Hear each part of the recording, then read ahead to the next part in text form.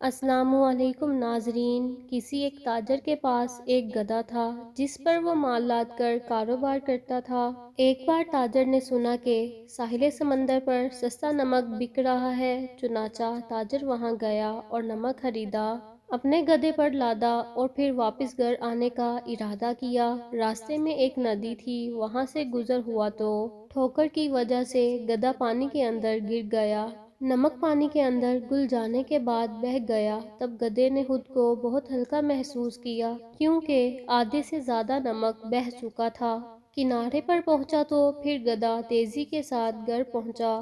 اگلے سال پھر مالک نے نمک لانے کا ارادہ کیا اور پھر نمک وہیں سے خریدا اور گدھے پر لادا۔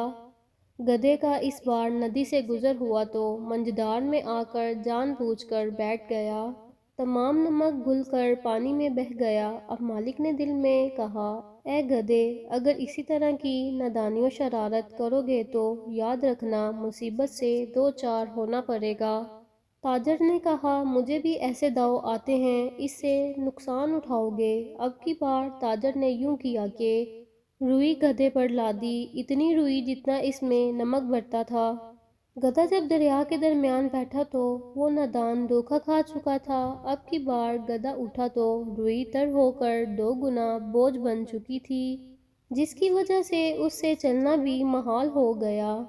تاجر وقت پر اس کی چال سمجھا اور اسے سزا دی۔ اس کہانی سے سبق ملا کہ عقل مند ایک ہی جگہ سے دوبارہ ٹھوکر نہیں کھاتا۔